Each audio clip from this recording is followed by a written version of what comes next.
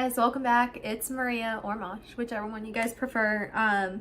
So today I want to go over the question of what is Farm for Freedom. So I do have a little list here, so mind me. I wanted to make sure I hit all the points because there's so much thought that went into this. So I'm gonna try and make this quick because I don't want to go over 5 minutes. If I do, I'm so sorry. Okay, so it is a nonprofit that will employ homeless and ex-offenders at a community farm. So the emphasis on community. This is going to be a community. So we begin by training the beginners in all things farming at minimum wage. So everyone gets minimum wage. If they show up and they work hourly, they will get paid the minimum wage. And we will actually provide carpool services or potentially a bus if we have the finances for it.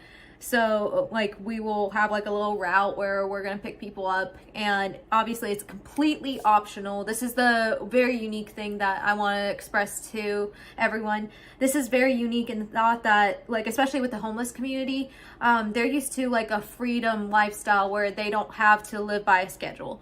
So whenever you set certain grounds, like you have to be here from 9 to 5, it's kind of difficult sometimes just showing up and getting used to like a different type of lifestyle. So this is like no harm, no foul. If you don't show up, then you just don't get trained. So until you complete the unless you complete the training, you don't become a lead farmer. So I'll get into that a little bit later.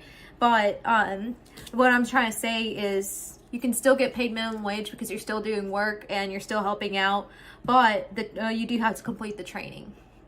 So a list of skills that must be completed and tested before the beginners are designated a plot of their own. So whenever you complete all the training, and we'll have a local farmer kind of review like whether all the like criteria is met before the employee, like I guess I like to call it a team member because I really agree with that.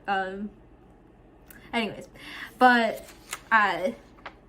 okay, so I'm just gonna go ahead and say it because it's on my mind.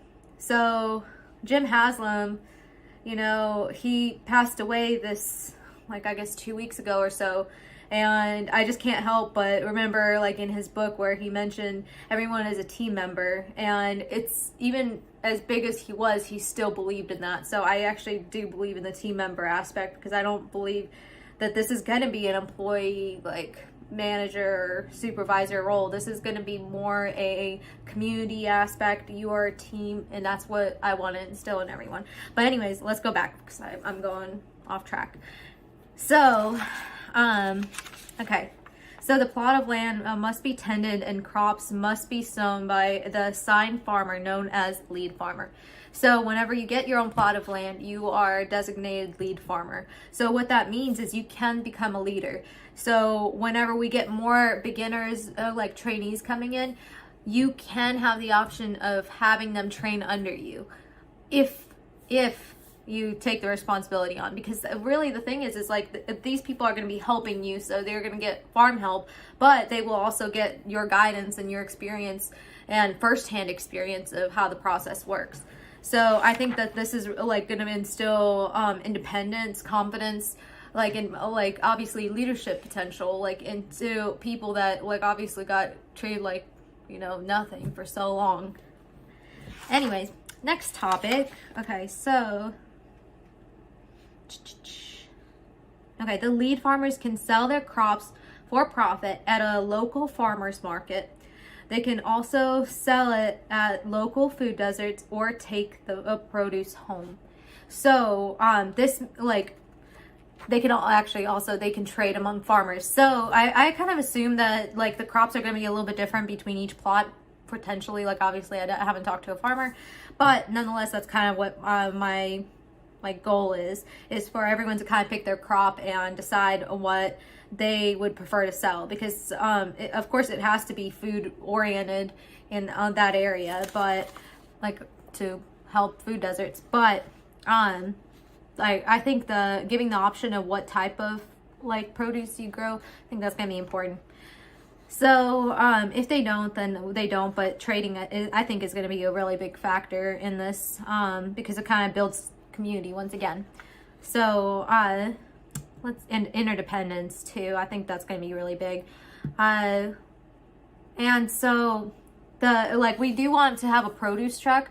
So I've seen this in California and other states, but like it's not really adopted too far and wide. And so I kind of actually really like the idea of produce trucks because they can actually provide food to local food deserts that don't have access to it. And even like a lot of areas don't have transportation to go to local stores.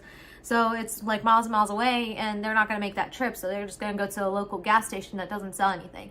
So by doing kind of like an ice cream truck, produce truck, I think that will make it easily accessible. But it's not only going to be like an ice cream truck, produce truck. It's also going to be working with SNAP. So that is actually one thing that I do want to get into and partner with SNAP or work with SNAP in order to make the food affordable to the locals. So, okay, on the part of farmers markets. So I mentioned farmers markets. So the farmers markets will be in local food deserts, but also like just in general areas that could potentially give employment. So the other thing is I kind of recognize that not everyone wants to be a farmer for the rest of their life. So I want to like invite and implore like local businesses to come out and check out the farmers market so that they can meet the people that work with us.